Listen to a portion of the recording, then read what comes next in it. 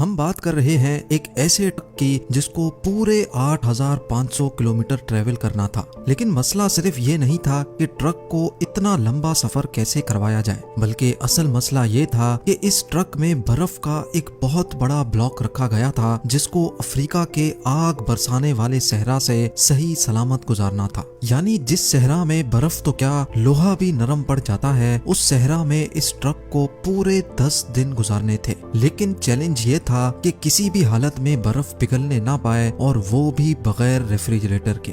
زیم T V کی videos میں ایک بار پھر سے خوش آمدید ناظرین۔ یہ بات ہے 1959 کی، جب پوری دنیا کی اٹینشن ایک آئس بلاک نے گھیر رکھی تھی۔ یہ آئس بلاک 3050 kg وزنی تھا، اور اس کو دنیا کے ایک کونے سے دوسرے کونے تک پہنچانا تھا، اور وہ بھی بغیر ریفریجریشن کے۔ یعنی اس کا اسٹارٹنگ پوائنٹ تھا ناروے کا شہر موئی رانا، اور اس کا اینڈنگ پوائنٹ تھا لیبراویل، جو سینٹرل افریقہ میں ایک شہر ہے۔ لیکن آخر ایسا کیا کیوں جا رہا تھا؟ اس آئس بلاک کو اتنا دور کیوں لے جایا جا رہا تھا؟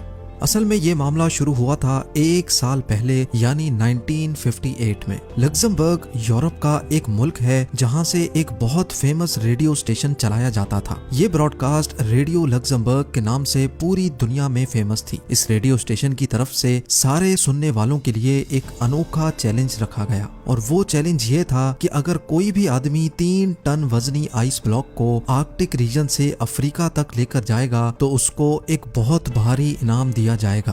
ریڈیو لگزمبرگ کی طرف سے یہ ڈیسائیڈ کیا گیا تھا کہ ہر کلو گرام آئس کے بدلے میں 1 لاکھ فرانسس دیے جائیں گے، جو آج کے دور میں $16,000 بنتے ہیں۔ ہر 1 kg کے $16,000 یعنی 3 ٹن وزنی آئس بلاک کے $48 ملین بنتے ہیں، جو واقعی ایک بہت بڑی رقم ہے۔